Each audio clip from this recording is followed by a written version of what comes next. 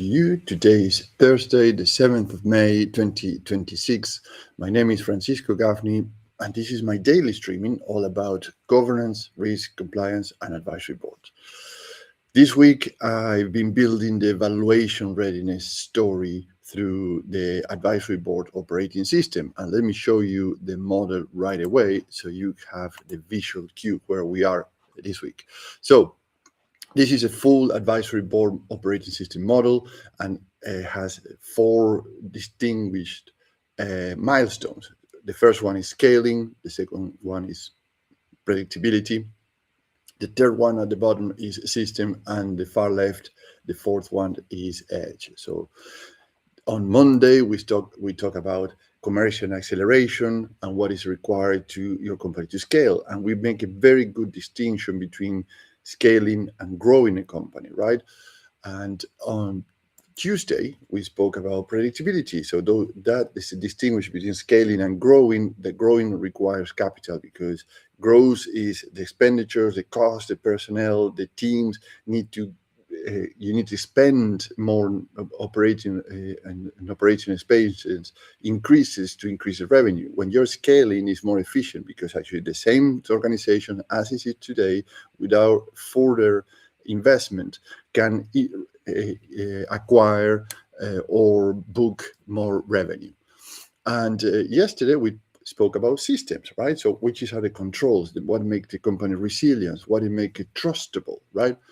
And today we are at the section which is a transformation, your edge, what makes your company stand out in the market. This is about the brand, the strategy, and the performances, right? Okay, so, and there is a curious thing about this today, which is always, we look back to the same thing, which is a founder. So let me put these notes together so I can understand where we are today. As I mentioned, there is a curious thing about here is a founder, because usually these companies have always a founder that actually is the visual cue of the company of how good you are. And so we are looking to the valuation point of view of this model this week is about scarcity. In this particular, when you're going to this transformation, this innovation, when you have your edge, the scarcity is something that actually gives a higher multiple in your valuation rather than being another one in the block, right? Because scarcity is what stops a company look repeatable. And you say, well, this is obvious, but it's not that obvious. I'm going to have a very good example today of how that works. And what I mean is that business that's other companies cannot have, or other suppliers cannot have, or something that you're acquiring that actually is better because of other things you cannot get in the market. So that could be many, many things, like a proprietary intellectual property, could be unique positioning, could be a dominant niche, could be a different model than anybody else. But if a buyer or acquirer or investor have alternatives, then when they come to you, the valuation falls short. Falls short, it means actually they're not going to give you a 6 multiple valuation. They're going to give you an average 3, 4, or even less. But if the buyer feels that they could lose a rare asset, the valuation has more room to move. And here's a very good example I'm going to base this, because the valuation and the founder came from a different position that was their assets, right? And what was the asset of this company? And this is a real example that happened to me. I tried to acquire a cardboard box company manufacturer, right? In the same industrial park, there were another 2. So in the same industrial park, a very similar setup, there were 3 companies. One of them was for sale. But what was remarkable is that actually in other industrial parks and other regions, the prices were pretty much average in the 2 to 3 EBITDA. But this particular one was 6 EBITDA. And that was why they are selling us so expensive. And in the process of due diligence, et cetera, we find out, and actually this is something that the founder, even if was retired already, but still the majority shareholder, this is something that was building for the past 30 years, in something that actually none of the other companies could have. which is the customer list. The customer list was so good and so loyal to the factory and the quality and the customer services, etc., that that was one thing. Very long-term contracts, even the succession for the generation of the other suppliers, customers were already signing up for the next 10 years, 5 years, etc.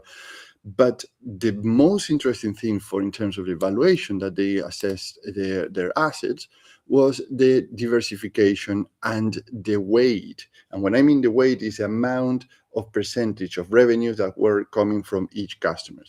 And the rare thing is that this founder very cleverly decided that actually he couldn't risk more than 3% of the monthly revenue on any given customer at any time. So it was so diversified and so risk reduced, the diversification and the revenue impact on each customer, that if he lost 3 or 4 customers in a month, you wouldn't move the needle to a point that actually the company will be shocked, right?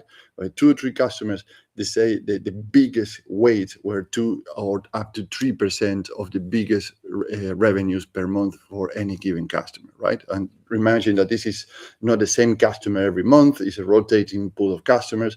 So it was quite remarkable the way that he set up his sales.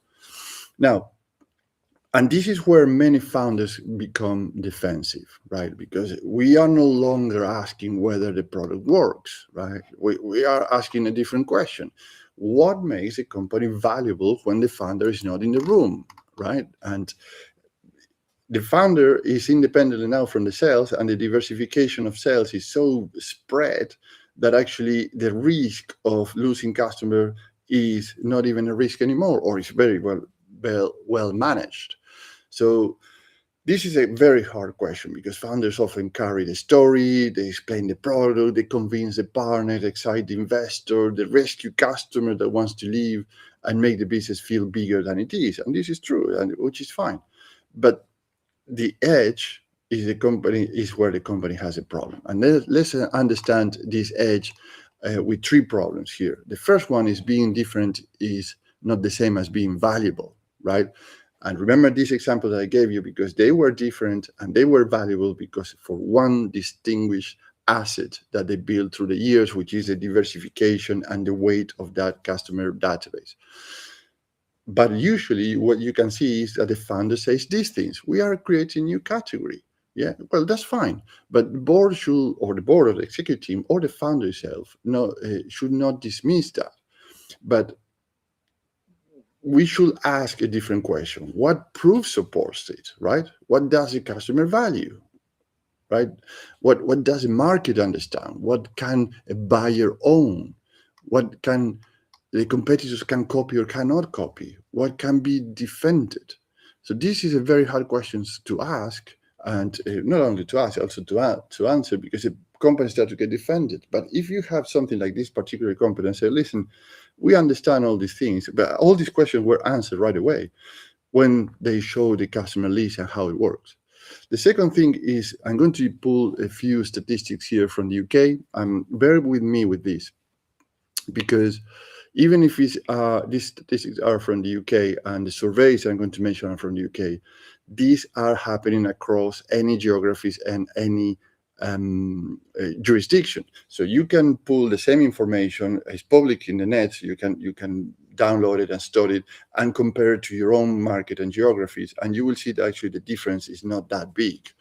But let's go to numbers, which is a second problem, which is that technology is changing the meaning of what is the edge or the transformation of the company. I'm going to touch on AI, by the way.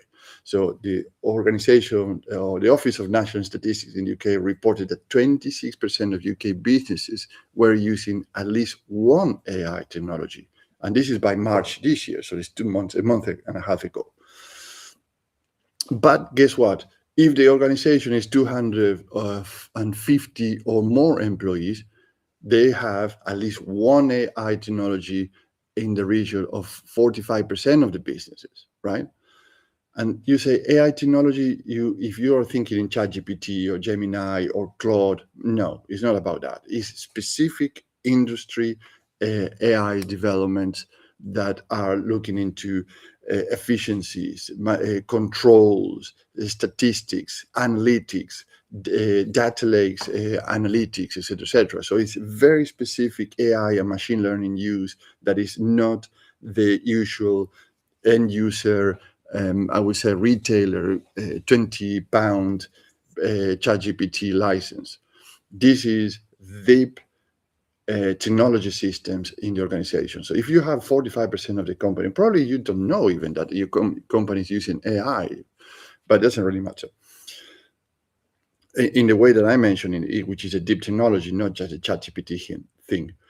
The other thing I want to mention is that KPMG made a survey and said that 81% of the UK CEOs see AI as a top investment priority. So the advantage does not last because the company says is innovative. It lasts because the company keeps learning, improving, and adapting, right? So, but why this is a problem? Because is in terms of a leadership situation, right? This is a third problem that you're going to find when you're going into technology. And this is coming from a survey done by PwC with CEOs. And they say that they are under sharper pressure on how much change a business can tolerate and how fast they can move and what risk it can take. And also that's supported by the Office of National Statistics, the research that examines how management practice affect technology and AI adoption in UK firms. That matters because companies cannot reinvent properly if every major decisions runs through one person, right? And this is back to the founder or back to the executive team or to the board of directors. So what is these statistics are telling us in terms of what make you a company that goes through transformation, innovation, and edge? I give you an example. This is like a chef, a 3 Michelin star chef kitchen. Yeah. Imagine that you have different sharp knives for different purposes. They are useful, they are valuable, but if you use the same thing for every single meal that you prepare, these knives start to get blunt, very hard to maintain, and actually they are not going to get to the preparation that you're looking for, because actually you can use a carving knife to do a very, very fine cut for something very specific, right? There's a third thing that I wanted to mention, a fourth thing that I wanted to mention, actually was not very clear here. The teams that you're working with, and I mentioned this last week. When you're going to innovation, transformation, to the edge of what is coming next, many companies are very good designing what is a project, which is how they're going to implement the marketing, the strategy, etc., etc. They are very good doing all that things. But one thing that they always, I wouldn't say neglect, but actually fall short, is the team around you, right? The people that are going to deliver these nice projects that are going to bring the company to the next stage. And this happens because sometimes when you're scaling or you are growing, the teams are here because they coming from a different milestone, from different purpose where that brought the company where it is today. So you need a new set of talent, ideas, experiences, and capacities to make sure that this can be delivered and can be delivered successfully. How these constraints are usually addressed in an office environment or in a top floor environment, these are growing pains. And I'm sorry to say, these are not growing pains, are design pains, because you are not working with the right people at the right time. So as a board advisor, what I would propose to consider is the following three things. The first thing is build a strategic edge map, right? So choose the real source of advantage, what your products, your intellectual properties, your workflows, your data, your brand, your cost, your safety, regulation requirements, your customer proof or market access. Do not pick everything. Pick one or two things that the board or the executive team or you as a founder can prove the evidence. And I have a perfect example for this particular advice is Steve Jobs when rejoined Apple in 1997, I think, right? So the first thing that he did was discontinue 75% of the production line, because he realized that actually he had the right people, let's put it that way, but he was in the wrong path, competing feature by feature, bell by bell, whistle by whistle against the rest of the other industrialists or computer hardware producers in the market, right? So he reduced their to scale, to make the company bigger and faster, and particularly in the particular niche that they wanted to develop, he reduced 75% of the production line. And it was a very, very hard call. But actually, look what Apple is today, right? The second thing to consider is to build a performance proof map. Yeah. So what is that? Is how does the edge shows up? Does it reduce costs? It reduce times? It reduce risk? Improve customers' outcomes? Improve margins? Improve repeatability? If the edge cannot be measured, investors may treat it as a nice story, right? So what Steve Jobs did, he measured very, very well and very quickly that 75% of the production line could be discontinued because it was pretty much competing one-to-one to the rest of the world. So that was a point. Now, the third thing I would suggest is build a founder independence map. And what that means is what still depends too much on the founder or a particular team or the board. Is it sales strategy, customer trust, investor messaging, product vision, partnerships, escalations? This is not a criticism. It is a way to protect the company, right? Now, what is the next challenge that we are going to face? Who helps the board or the executive team or you as a founder to protect the company's edge without freezing it, with diluting it, or turning it into a corporate theater, right? So here's where I come in to not to help, but to with a very clear operating system, advisory board system that address all these things at the same time and can help you to understand where you are sitting today, what are the situations that had to be addressed to deliver all these milestones. So there's three things that you're going to find out working with me: business outcomes, differentiators, and reductions, risk reductions.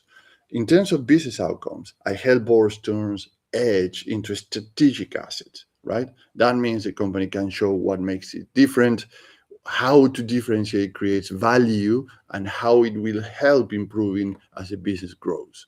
In terms of differentiator, I build an international advisory board around the transformation milestones that may include strategies, product to platform thinking, brand positioning, intellectual property, data management, commercial models, leadership depth.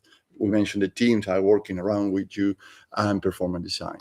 And how I help you to reduce this risk with this model, the advisory board operations system that reduces the risk of founder-led reinvention becoming a founder-led confusion, and happens all the time. So it's not something actually it's something we have to address from the very beginning. The founders are very good to bring the company up to the point that they are today, but when they're going to the next phase, it starts to get confusing, and that will help with an operating system that actually is not dependent all the time on the founder. So it gives the board, the executive team, and yourself as a founder the right specialist capability at the right time with the members that we can swap in the advisory board every 6 months as the project evolves, because you don't want to get stuck with the same team for too long, because then, as we mentioned, who is the people around you that helps and really have the expertise, experience, the connections, the market awareness to go to the next stage. Right. So one action you can take today, and is very doable in 30 minutes or less. Before your next meeting, ask for one-page edge scorecard with 3 columns: strategy, performance, and brand. And on the left, put the red, yellow, or green. But this will be conditional to what is the evidence that you have. For example, if you have your performance, you think your performance are all green and you're ready to go, then what is the evidence? What supports that your performance are green? And if you don't have that evidence very well, so you put it a yellow, and if you don't have any evidence at all, that's a big red. And this is not a negative, it's a very good lesson and a very good place to have awareness of what it makes something that is not a go, right? So then you have the new capacity to say, okay, how we're going to address this, what resources, what we need, and how we can put this together to make it happen. Now, if you are a board member, a C-suite member, or a founder, and you want an international advisory board to help your organization protect its edge, turn the founder ambition into stronger strategic assets, and build the right capability around the next stage of growth, let's have a 30-minute call so I can understand where you are today, what you want to achieve, and how a rotating international advisory board can help you move faster without hiring one permanent executive or paying a big consulting overhead. Excellent. So let's pause here today and reconvene tomorrow, because tomorrow I'll bring the whole week together into one valuation readiness system, because scale, predictability, systems, and the edge, which is a whole model in front of us, only create value when the board, the executive teams, and the founder connects all these pieces together. Have a great